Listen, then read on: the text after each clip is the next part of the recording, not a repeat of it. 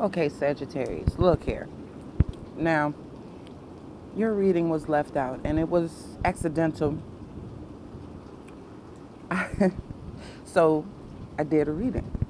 I pulled the cards and basically, wow, there's six major arcanas out of nine cards. And the other three are just court cards.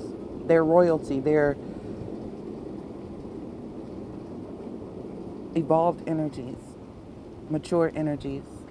So it lets me know that this is crunch time. This is, things are getting to the wire now. And I just want to show you the oracle card though. Instead of picking it last, I picked it first. And it's like, basically, it's like a Dear John letter. There's a lot of sweetness involved with it. Um, is is with much love that this energetic or emotional ending is being given with. It's definitely, don't mind me, y'all, please. It's definitely bittersweet, if I can call it that. I have, I just, I've got a very fiery and passionate pair, but they're at odds. You understand? Like the feminine energy. I'm not going to even, um, there's more than one, you know, player involved here. Not player as in, um, I'm just saying components, key components in what's taking place right now. As far as the parties involved, there's three court cards, two kings, one queen. Yet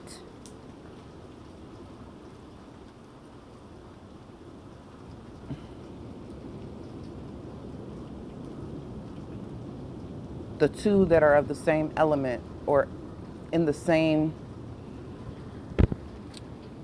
energetic, how do I want to put this?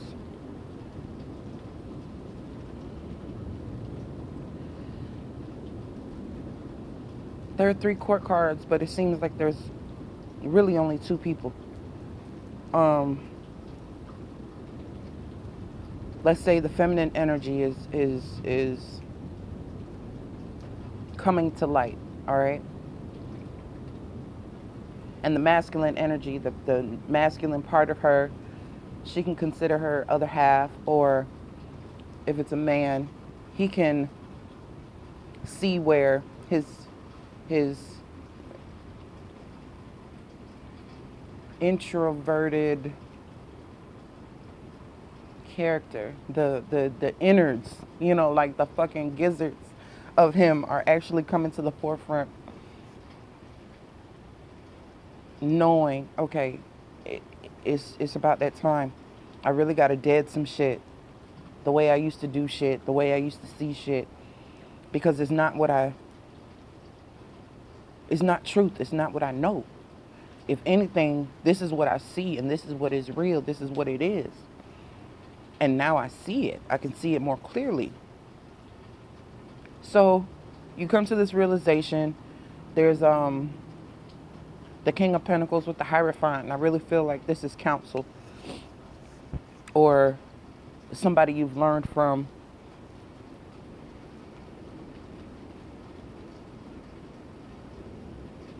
either in your environment, like just in your vicinity, or someone you admire, someone you look up to.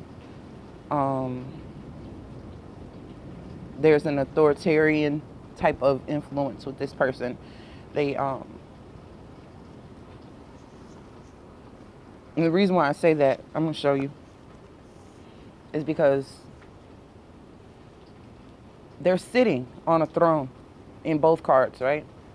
And yeah, this represents the astrological sign of Taurus if you really want to get into that, but more so the authority, the leadership, that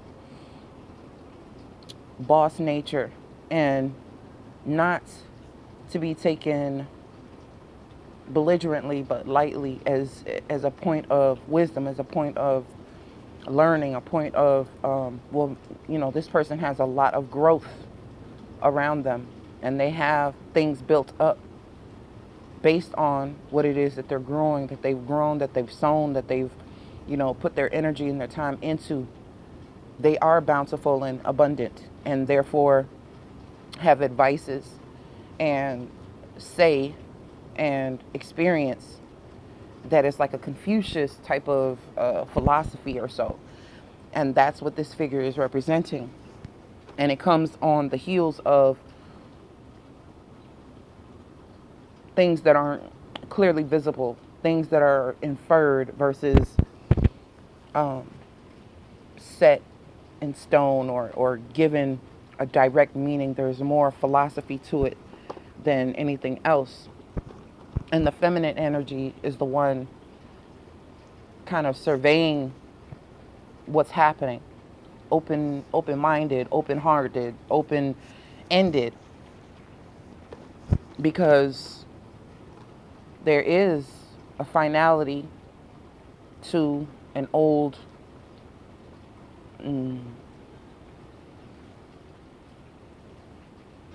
regiment, old way of doing things, old, and I won't say old, I'll just say that, because what's been coming into me is that time is concurrent and not linear. We know time is a human construct and this and that, and in one regard, time is necessary in order to keep a structure, but in its negative regard, keeping a structure that is outdated, even with the Hierophant, to look back in the day where you used to, trust somebody else's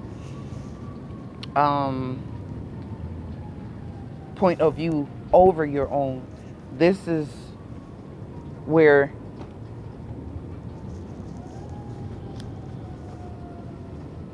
two people can realize or get the notion or get the insight that they actually do have. It's like, okay, it's like, and not to get on those who are religious, but it's like going to church every single Sunday from the time you were 5 or 4 to the time you're 44. And you've heard every single scripture every single Sunday. You've basically heard everything there is to hear in this book, but still you go to someone else to hear a message that you think you still cannot reach, or that still cannot reach you.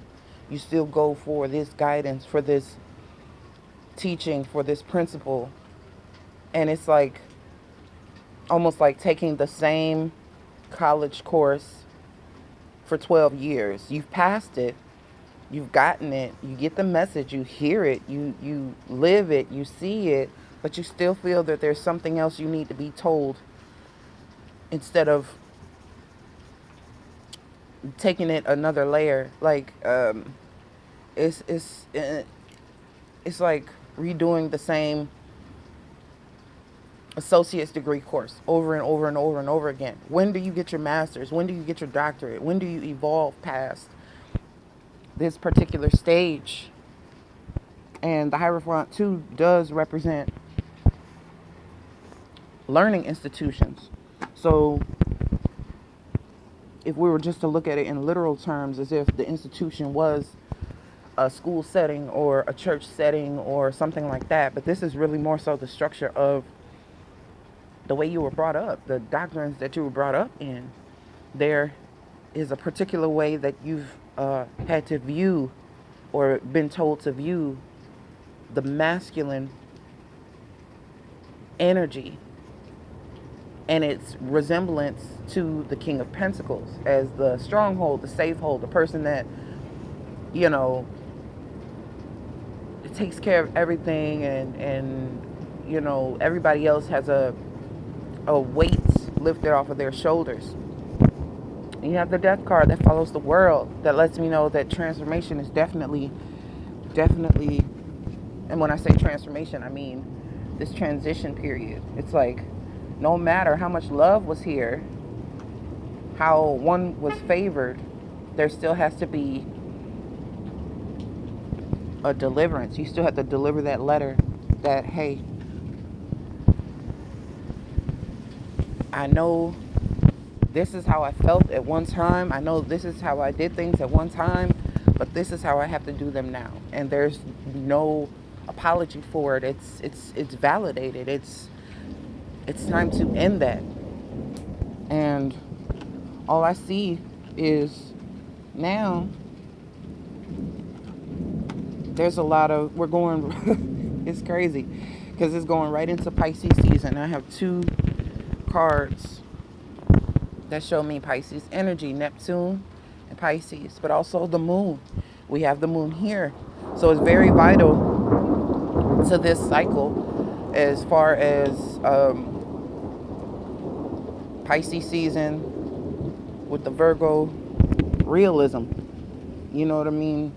We have this moon today that's really bringing some shit to the forefront that was already there, but you couldn't grasp it.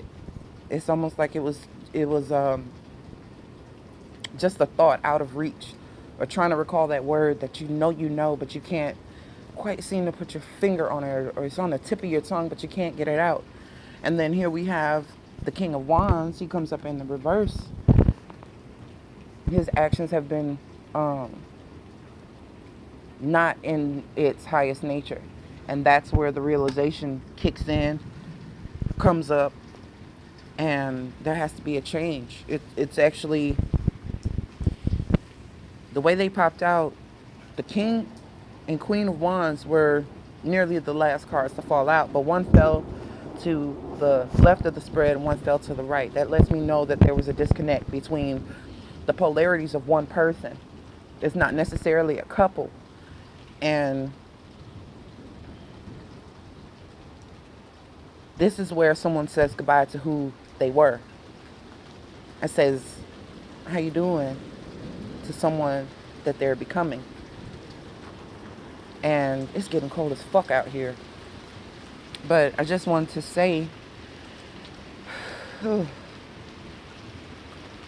this is a wild ride. This is a wild ride. Because the King of Wands is looking opposite the transformation, looking opposite the moon energy and the subconscious. And the Queen, the counterpart of the self, is waiting on the other side of the moon. Ready. Fucking ready. And it's like the World card is in the middle, but it's looking towards the Queen. And the Death card is looking towards the King. And it's like, damn, because you didn't do this shit on your own, I gotta come get you. So this is where that letter of deliverance, that Dear John letter, it's really coming into focus. Because it's like,